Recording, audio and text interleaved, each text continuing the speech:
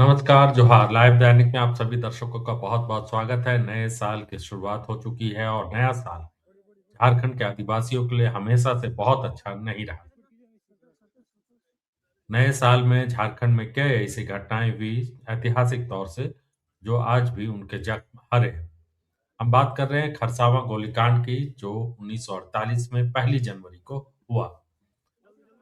हालाँकि जनवरी के महीने में पिकनिक मनाने का जो रिवाज है वो बहुत नया है, वो हाल के दशकों में शुरू हुआ, लेकिन 1948 में भारत की आज़ादी के अभी सिर्फ 150 दिन हुए थे और उसके बाद जिस तरह से घटना हुई, वो अपने आप में बहुत दर्दनाक घटना और झारखंड के इतिहास में कम से कम बहुत ही इसको अलग तरीके से याद किया जाता है।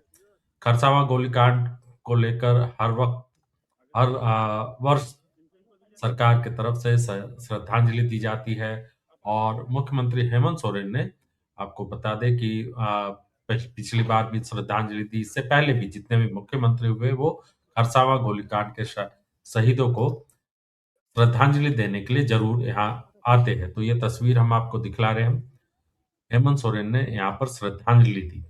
तो खरसावां गोलीकांड बहुत ही दर्दनाक घटना थी। आजादी के बाद सिर्फ 150 दिन हुए थे आजादी के। महात्मा गांधी अ, जो अभी जीवित थे, क्योंकि 30 तारीख को उनकी हत्या नाथूराम गोडसे ने की थी। महात्मा गांधी की सांसें चल रही थी। देशी रियासतों और राजघराने अभी तक भारत के रास्ते में जो भारत की एकता के रास्ते में रोड़े बने हुए थे। हिंदुस्तान में पहली बार जो है आज़ादी की हवा लोग महसूस कर रहे थे, लेकिन 1 जनवरी 1948 को दोपहर में जालियांवाला बाग कांड हो गया। जी हाँ, 1919 के जालियांवाला बाग कांड के बाद जो एक दूसरा बड़ा कांड हुआ, जहाँ इस तरह से लोगों को गोलियों से भूना गया, वो चाईबासा सिंहभूम में, खरसावां में हुआ। सिंहभूम इलाके में उस वक़्त सिंहभूम कहा जाता था। खरसावां नरसंहार इतिहास के पन्नों को में भले ही बहुत दिनों तक भुला दिया गया हो, लेकिन जैसे ही झारखंड अलग राज्य बना, लोग इसको एक स्मारक के तौर पर और स्मरणीय दिन के तौर पर याद करते हैं, श्रद्धांजलि देते हैं।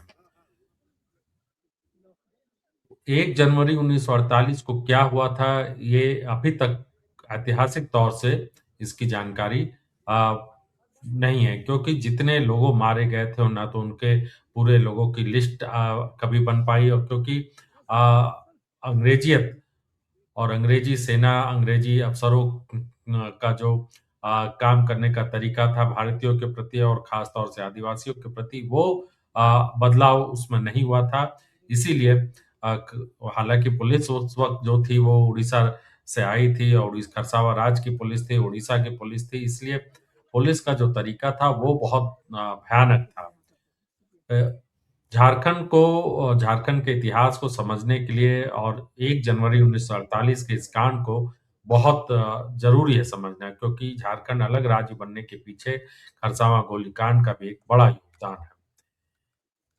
इसी गोलीकांड के बाद जयपाल सिंह मुंडा एक बहुत बड़े नेता के तौर पर स्थापित हुए और उन्होंने जो है अ, बड़ा भाषण दिया था, ऐतिहासिक भाषण जिसको कहा जा सकता है, और उसमें उन्होंने जो कहा, 11 जनवरी 1948 को उनका ऐतिहासिक भाषण था। हम लोग यहाँ 2 कारणों से इकट्ठा हुए हैं। पहला, यहाँ से कुछ ही गज की दूरी पर ओडिशा प्रशासन द्वारा 1000 लोगों की नृशंस हत्या के प्रति अपना शोक जताने के लिए, और दूसरा, पूरी दुनिया को ये बताने के लिए कि हम छोटा नागपुर की प्रशासनिक व्यवस्था को छिन-भिन करने की तमाम कोशिशों को नाकाम करने के लिए प्रतिबद्ध है। ये जयपाल सिंह मुंडा का अ, उन्हें 11 जनवरी 1948 का भाषण था। उन्होंने लगभग 35,000 जो लोग हैं इकट्ठा हुए थे और उसमें हजारीबाग, जमशेदपुर जैसे कई जिलों से लोग यहाँ पहुँचे थे। और उन्होंने हजारों की भीड़ के सामने खरसावां नरसंहार के खिलाफ आक्रोश प्रकट करते हुए कहा कि यहाँ 1 जनवरी की घटना के चश्मदीद मौजूद है, लेकिन मैं आपको बताना चाहता हूँ कि उस दिन यहाँ क्या हुआ था। 1 जनवरी को खरसावां के बाजार में आम सभा आयोजित की गई थी। सभा की इजाजत ली गई थी और गैर अनापत्ति पत्र भी नई-नई स्थापित ओडिशा प्रशासन के द्वारा प्राप्त की गई थी। सब कुछ व्यवस्थित चल रहा था। सभा में चाईबासा, जमशेदपुर, मयूरभंज और जुआंगपुर जैसे इलाकों से लोग पहुंचे थे और यहाँ पर जो अ, आगे उन्होंने कहा कि 2 बजे आदिवासी नेता महल से सभा शुरू होने से पहले आदिवासी नेता खरसावां के राजमहल पहुंचे और उनसे बातचीत हुई। राजा ने खरसावां को उड़ीसा में शामिल करने की इजाजत दे दी थी, लेकिन आखिरी सेटलमेंट अभी लंबित थी।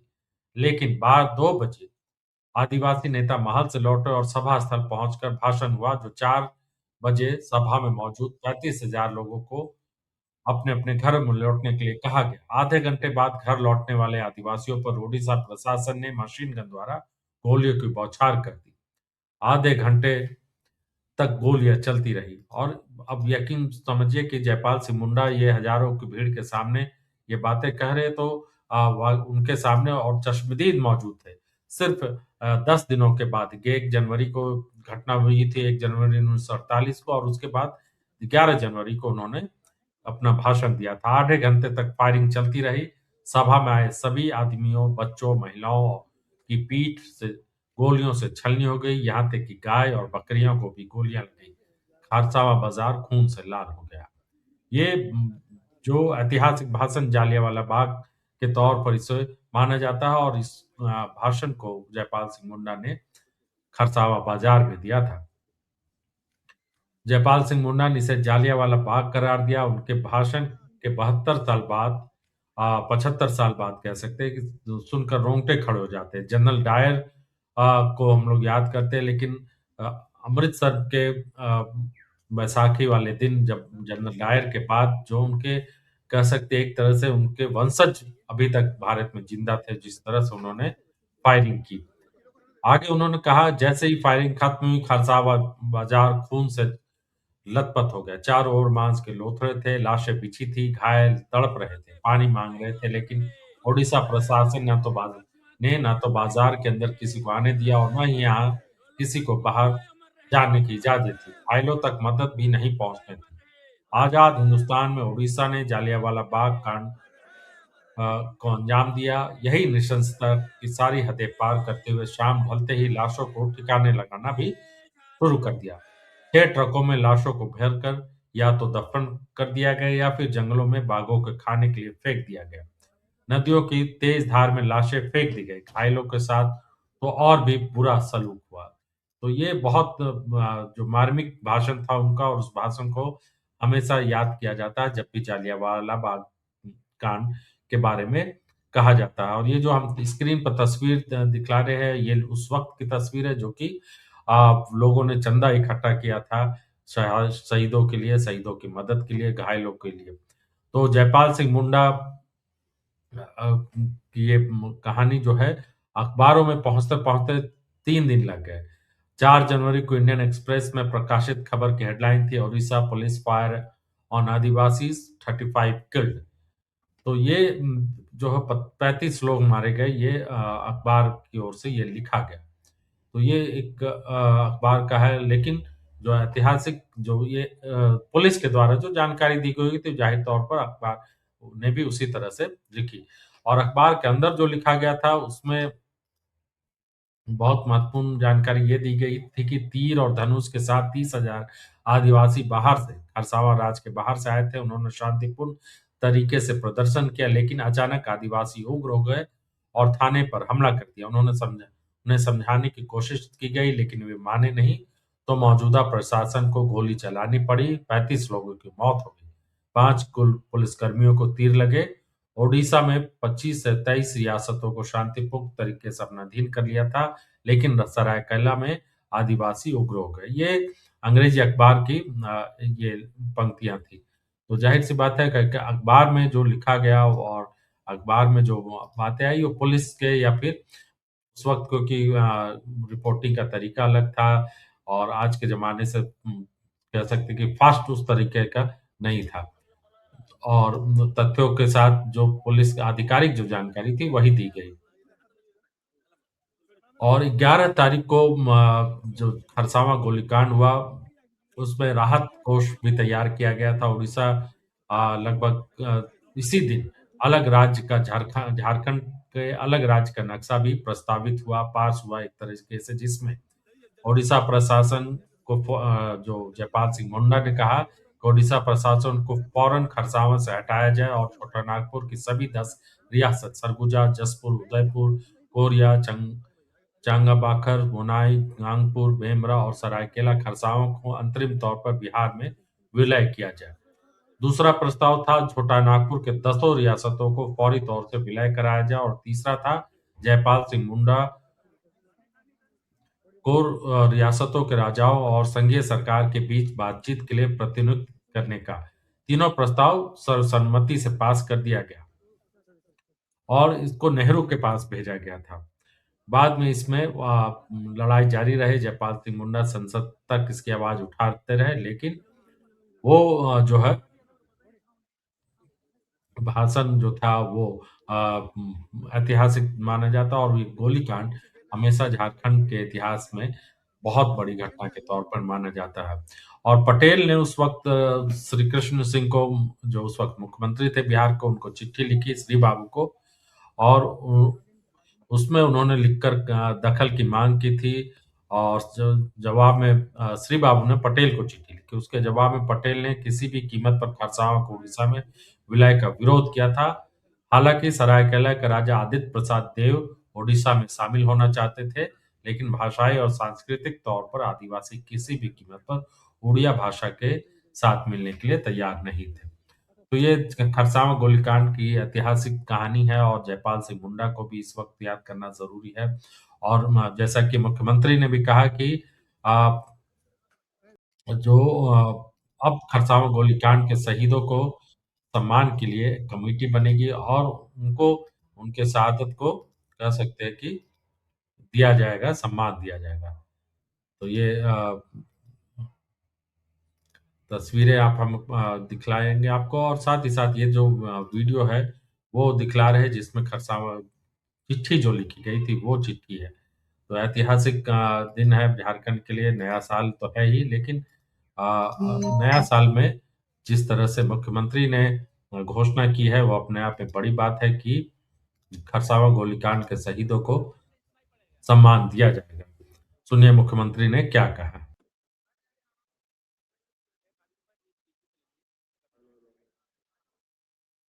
इसमें काम चलेगा। या तो आप खसक जाओ या तो आप खसक जाओ। पत्रकार मित्रों, ठीक रहेगा।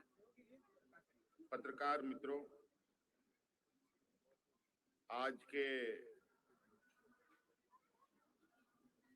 खरसवा के इस शहीद स्थल पर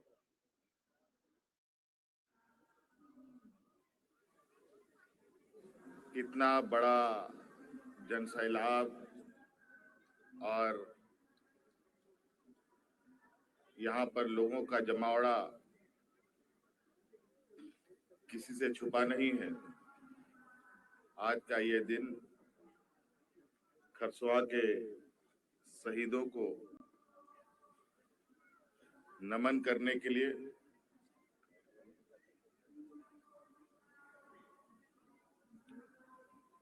कोल्हान ही नहीं, राज्य के कोने कोने से लोग यहाँ आते हैं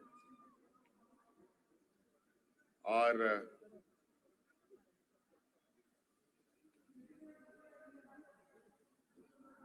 हमारे आदिवासी समुदाय के वीरों ने यहाँ के आदिवासियों के हक अधिकार, यहाँ के मूलवासियों के हक अधिकार, यहाँ के जल जंगल जमीन के लिए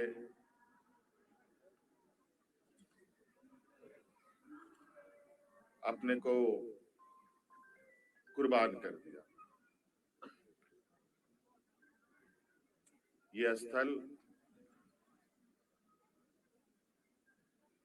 इतिहास के पन्नों का वो हिस्सा है जो ना कभी भूलने वाला है, ना खत्म होने वाला है। आज हम लोग हर साल की भांति इस साल भी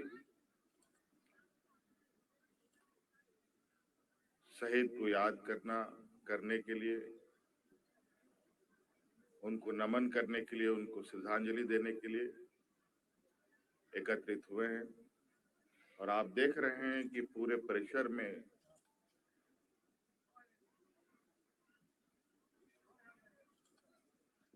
हजारों की संख्या से अधिक लोग यहाँ भरे पड़े हैं, जो लोग अपने तरीके से चीजों को और शहीदों को याद कर रहे हैं।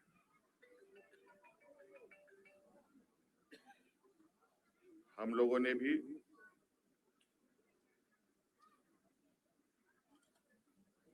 अब चूंकि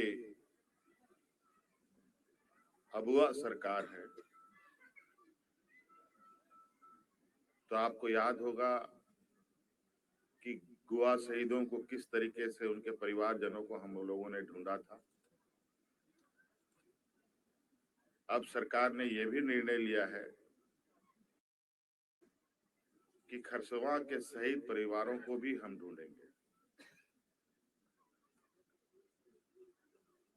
और इससे जुड़े आंदोलन में जुड़े लोगों को भी ढूंढेंगे।